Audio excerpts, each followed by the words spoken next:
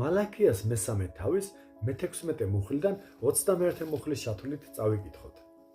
როცა უფლის მოშიშნი ლაპარაკობენ ერთმანეთში, ყურს უგდებს უფალი, ესმის და იწერება მის წინაშე სამახსოვრო წიგნი უფლის მოშიშთათვის და მისი სახელის მომხსენებელთათვის.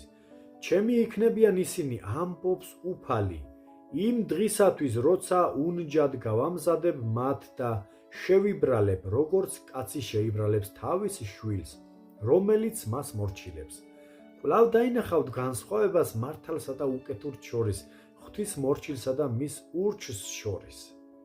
რადგან აჰა მოდის დღე, თონესავით ავარვარებული და ყველა ამპარტავანი და უკეთურობის მოქმედნი ჩალა იქნება და გადაბუგავს მათ მომავალი დღე, ამბობს ცაბაოთ უფალი. ისე რომ არ შერჩეს არც ძირს და არც რტოს. ამოგიბწყინდებათ ჩემი სახელის მოშიშნო მზე სიმართლისა და კურნება იქნება მის ფრთებზე. თქვენც გამოხვალთ და აკონტრუშტებით ბაგის ხბორებივით. გათელავთ უკეთურთ, რადგან უნდა გაცამტვერდნენ ისინი თქვენს ტერფებ ქვეშ იმ დღეს, რომელსაც მე ვამზადებ, ამბობს ცაბაოთ უფალი.